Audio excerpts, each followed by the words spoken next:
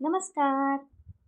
तर भोपळा पाहून तुम्हाला वाटत असेल की आज ही काय रेसिपी बनवणार आहे. तर ही रेसिपी आहे सर्व बेबीजसाठी.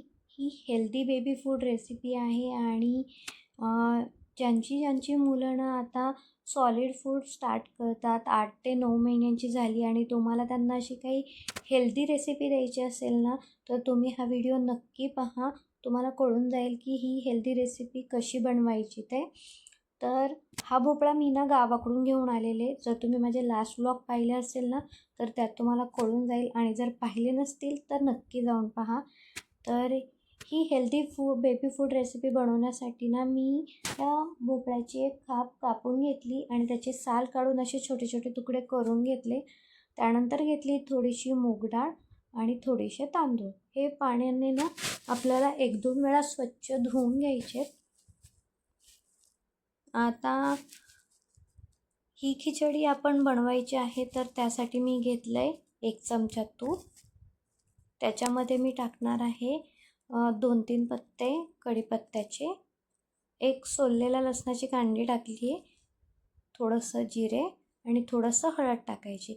पहिल्यांदाच आज मी फोडणी देऊन शिवसाठी खिचडी बनवते. ह्या अगोदर फक्त मी वाफाळून घ्यायची, म्हणजे फक्त शिजवून घ्यायची आणि तूप टाकून मॅश करून बाळाला द्यायची. पण आज मी याची व्यवस्थित फोडणी दिलेली आहे आणि याच्यामध्ये ना मूग डाळ आणि जो काही भोपळा तांदूळ आहे ना, हे सगळं टाकून घ्यायचं आणि व्यवस्थित परतून घ्यायचं.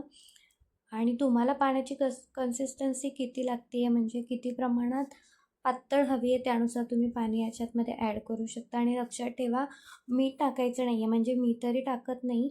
बाळ 1 वर्षाचं होईपर्यंत ना मी बाळाच्या कुठल्याच फूडमध्ये किंवा फूड रेसिपीमध्ये अजिबात मिठाचा समावेश केलेला नाही आहे.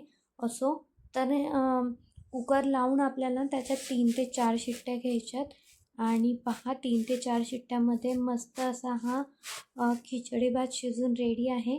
तरी देखील ना तो आपल्याला थोडासा असा स्मॅश करून घ्यायचा आहे. छान प्रकारे स्मॅश केल्यानंतर पहा आपली ही पंपकिन मूग डाळ खिचडी रेडी आहे. त्याच्यावर मी अजून थोडंसं तूप टाकते. तर अशाच हेल्दी फूड रेसिपी आपल्याला माझ्या चॅनलवर पाहायला मिळतील. चॅनलला सबस्क्राईब करायला विसरू नका.